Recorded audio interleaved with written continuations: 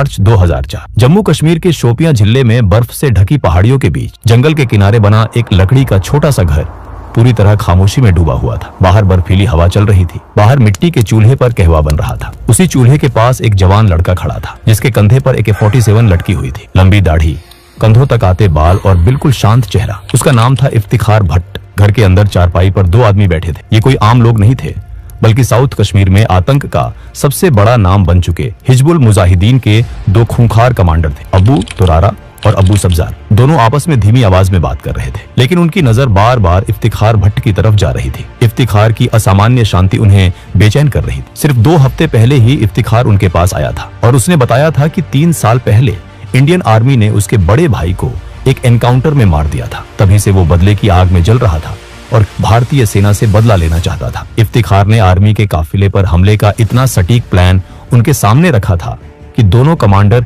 पहली नजर में ही प्रभावित हो गए थे। चेकपोस्ट की लोकेशन, गार्ड्स की संख्या, एंट्री और एग्जिट रूट, सब कुछ इतना बारीकी से तैयार था कि किसी को शक करने का मौका नहीं मिला। लेकिन आज मिशन से ठीक पहले अबू तुरारा के मन में अजीब सा संदेह उठ रहा था। उसे इफ्तिखार पर शक हो रहा था। कहवा तैयार हो चुका था। इफ्तिखार ने 3 कप ट्रे में रखे और कमरे में आकर चारपाई के पास ट्रे रख दी। अबू तुरारा और अबू सब्जार ने अपने अपने कप उठा लिए और तीनों चुपचाप कहवा पीने लगे। कुछ मिनट तक कमरे में पूरी खामोशी छाई रही। फिर अचानक अबू तुरारा इफ्तिखार को नाम लेकर बुलाता है और कहता है कि वो आखिरी बार पूछ रहा है। इसके बाद वो सीधे उसकी आंखों में देखकर सवाल करता है, तुम आखिर हो कौन? इफ्तिखार कुछ नहीं बोलता। उसकी चुप्पी अब कमरे को और भारी बना देती है। अबू तुरारा की आवाज और तेज हो जाती है और वो फिर से वही सवाल दोहराता है। इस बार इफ्तिखार धीरे से अपना कप जमीन पर रखता है, खड़ा होता है और कंधे से अपनी राइफल उतार देता है। उसकी आवाज शांत होती है, लेकिन उसमें जरा भी डर नहीं होता। वो कहता है कि अगर उन्हें उस पर जरा सा भी शक है तो वो अभी उसी बंदूक से उसे गोली मार दे। अगर भरोसा नहीं है तो ये ऑपरेशन नहीं हो सकता और उससे बेहतर है कि वो उसे यही मार डाले। अबू तुरारा AK-47 इफ्तिखार पर तान देता है। कुछ सेकंड तक कमरे में कोई कुछ नहीं बोलता। अबू सब्जार अबू तुरारा की तरफ देखता है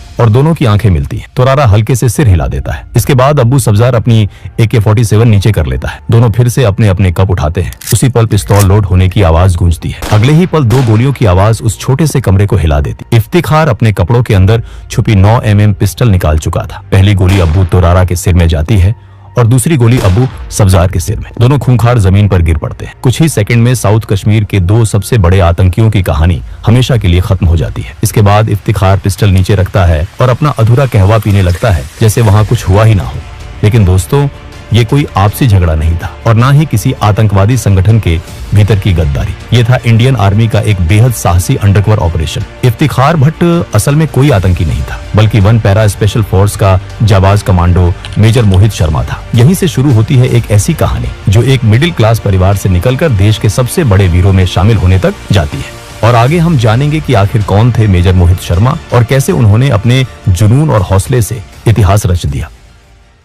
13 जनवरी 1978 को हरियाणा में जन्मे मोहित शर्मा के पिता राजेंद्र शर्मा पंजाब नेशनल बैंक में अधिकारी थे और मां सुशीला शर्मा दिल्ली जल बोर्ड में काम करती थी। घर का माहौल अनुशासन और पढ़ाई से भरा हुआ था। मोहित अपने बड़े भाई मधुर शर्मा के बेहद करीब थे। उम्र में सिर्फ 13 महीने का फर्क था, लेकिन सोच में दोनों बिल्कुल अलग थे। माता पिता चाहते थे कि दोनों बेटे इंजीनियर बने और एक सुरक्षित जिंदगी जिए, लेकिन मधुर शर्मा का सपना था एयर फोर्स में जाना। वो NDA की तैयारी करते हैं, लेकिन सिलेक्ट नहीं हो पाता। माता पिता की इच्छा के अनुसार मधुर इंजीनियरिंग में चले जाते हैं, लेकिन सेना का सपना घर के छोटे बेटे मोहित शर्मा के मन में बैठ जाता है। स्कूल के दिनों से ही मोहित शर्मा पढ़ाई में अच्छे थे, लेकिन उनके भीतर कुछ अलग था। 1995 में दिल्ली पब्लिक स्कूल गाजियाबाद से 12वीं पास करने के बाद परिवार के दबाव में उन्होंने महाराष्ट्र के श्री संत Gajanan Maharaj college of engineering में एडमिशन ले ली। बाहर से सब कुछ नॉर्मल लग रहा था, लेकिन हॉस्टल के उस कमरे में बैठा मोहित शर्मा हर दिन एक अलग ही जंग लड़ रहा था। जब बाकी छात्र इंजीनियरिंग की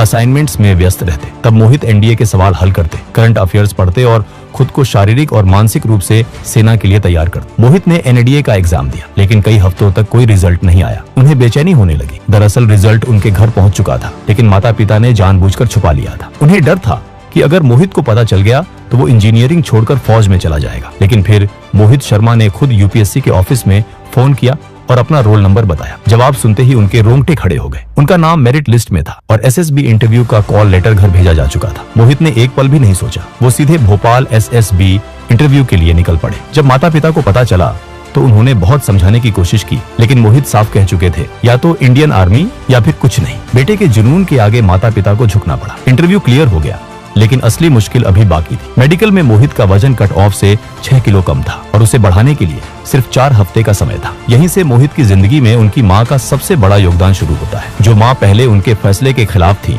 वही माँ अब उनके सपने को अपना सपना बना लेती है। दूध, केला, घी, हाई प्रोटीन डाइट, हर चीज पूरी योजना के साथ दी जाती है। 4 हफ्तों में मोहित का वजन 8 किलो बढ़ जाता है। मेडिकल क्लियर होता है और भारत को वो ऑफिसर मिलने वाला होता है जो आगे चलकर इतिहास रचने वाला था। पुणे के खड़कवासला में एनडीए ट्रेनिंग के 3 साल मोहित शर्मा को फौलाद बना देते हैं। बॉक्सिंग, स्विमिंग, घुड़सवारी, हर चीज में वो आगे रहते हैं। वो बॉक्सिंग में चैंपियन बनते हैं, घुड़सवारी में ट्रॉफी जीतते हैं। लेकिन मोहित सिर्फ एक फाइटर नहीं थे, उन्हें गिटार, माउथ ऑर्गन और सिंथेसाइजर बजाना भी आता था। 1999 में आईएमए देहरादून की ट्रेनिंग के दौरान कारगिल युद्ध शुरू हो जाता है। टीवी पर हर दिन देशभक्ति की खबरें, शहीदों की कहानियां और सैनिकों की बहादुरी मोहित शर्मा के भीतर आग भर देती है। 11 दिसंबर 1999 को उन्हें मद्रास रेजिमेंट की 5वीं बटालियन में सेकंड लेफ्टिनेंट के रूप में पोस्ट मिल जाता है। उसी रात जब दोस्त जश्न मना रहे होते हैं, कोई उनसे पूछता है कि वो कहाँ पोस्टिंग चाहते हैं। मोहित बिना सोचे जवाब देते हैं, वहां जहां असली लड़ाई हो, जहां आतंकियों से आमना सामना हो। 2000 में उनकी पोस्टिंग जम्मू कश्मीर के पुंछ राजौरी सेक्टर में 38 राष्ट्रीय राइफल्स के साथ होती है। यहीं पहली बार उन्हें पैरा एसएफ के कमांडोज के साथ काम करने का मौका मिलता है। उनकी बहादुरी, उनका जज्बा और उनका तरीका मोहित को अंदर तक हिला गया। तभी उन्होंने ठान लिया कि एक दिन वो भी पैरा एसएफ का हिस्सा बनेंगे। काउंटर इंसर्जेंसी ऑपरेशन के दौरान मोहित शर्मा ने जिस साहस और समझदारी के साथ काम किया, उसने उनके सीनियर अधिकारियों को भी प्रभावित कर दिया। उनकी बहादुरी और नेतृत्व क्षमता के लिए साल 2002 में उन्हें chief of army staff commendation medal से सम्मानित किया गया। जून 2003 में उन्होंने पैरा फोर्सेस के बेहद कठिन और थकाने वाले सिलेक्शन प्रोसेस को सफलतापूर्वक पार कर लिया और 1 पैरा स्पेशल फोर्सेस का हिस्सा बन गए। उनके बेहतरीन प्रदर्शन को देखते हुए दिसंबर 2003 में उन्हें कैप्टन के पद पर प्रमोट कर दिया गया। इसी समय कश्मीर घाटी में हालात तेजी से बिगड़ रहे थे। आतंकवाद एक भयानक रूप ले चुका था। हिजबुल मुजाहिदीन जैसे आतंकी संगठन स्थानीय युवाओं को बहला फुसलाकर और धार्मिक कट्टरता का सहारा लेकर अपनी ओर खींच रहे थे। इस पूरे नेटवर्क के पीछे अब्बू सब्जार और अब्बू तोरारा जैसे खूंखार कमांडर थे। ये आतंकी आम नागरिकों के बीच अपनी पहचान छुपाए रखते थे, जिससे भारतीय सेना के लिए सटीक इंटेलिजेंस जुटाना बेहद मुश्किल हो गया था। इन्हीं हालात को देखते हुए सेना को एक ऐसे सैनिक की जरूरत थी जो आतंकियों के बीच घुल मिल सके, उनका भरोसा जीत सके और अंदर से पूरे नेटवर्क को तोड़ सके। इंटेलिजेंस यूनिट को इस खतरनाक भूमिका के लिए कैप्टन मोहित शर्मा से बेहतर कोई नहीं लगा। मोहित शर्मा ने बिना हिचकिचाए इस मिशन के लिए हामी भर दी। प्लान बनाई गई कि उन्हें एक नई पहचान दी जाएगी और उनका नाम इफ्तेखार भट्ट होगा। इस नई पहचान के साथ उन्हें हिजबुल मुजाहिदीन के कमांडरों अब्बू सब्जार और अब्बू तोरारा तक पहुंचना था। भरोसा जीतने के लिए उन्होंने एक दर्द भरी कहानी गढ़ी कि 3 साल पहले भारतीय सेना ने उनके भाई को एक एनकाउंटर में मार दिया था और अब वो बदला लेना चाहते हैं। मोहित शर्मा ने खुद को पूरी तरह एक कश्मीरी के रूप में ढाल लिया। उन्होंने दाढ़ी और बाल बढ़ाए, कश्मीरी पोशाक पहननी शुरू की, डोगरी और उर्दू सीखी, कुरान की आयतें याद की और नियमित रूप से मस्जिद जाने लगे। इफ्तेखार भट्ट बनकर वो कश्मीर की गलियों में घूमते, स्थानीय लोगों से बातचीत करते और अपने भाई की मौत का दर्द शेयर करते। करीब 2 महीने तक वो शोपियां और आसपास के गांवों में एक आम कश्मीरी की तरह रहे। धीरे धीरे वो हिजबुल के लोगों की नजर में आ गए। उन्हें लगा कि इफ्तेखार के अंदर भारतीय सेना के लिए जो नफरत है वो उनके मकसद के लिए बेहद उपयोगी हो सकती है। आखिरकार मार्च 2004 में इफ्तेखार भट्ट उर्फ कैप्टन मोहित शर्मा की मुलाकात अब्बू सब्जार और अब्बू तोरारा से करवाई गई। उन्होंने वही कहानी दोहराई और एक आर्मी चेक पोस्ट पर हमले का प्लान दिखाई, जिसमें पेट्रोल मूवमेंट और गुप्त पहाड़ी रास्तों के नक्शे भी शामिल थे। उनकी तैयारी और आत्मविश्वास ने आतंकियों को पूरी तरह यकीन दिला दिया। उन्हें लगा कि ये लड़का उनके लिए एक बड़ा हथियार बन सकता है। वो दोनों आतंकी मोहित शर्मा को अपने सबसे सुरक्षित ठिकाने पर ले जाते हैं। ये वही जगह थी जहां से बैठकर वो भारत के खिलाफ बड़ी साजिशें रचते थे। अगले 2 हफ्तों तक मोहित शर्मा उन्हीं आतंकियों के साथ रहते हैं। इस दौरान आतंकी उन्हें ट्रेनिंग देते हैं, हथियारों के इस्तेमाल के तरीके समझाते हैं और अपने मूवमेंट,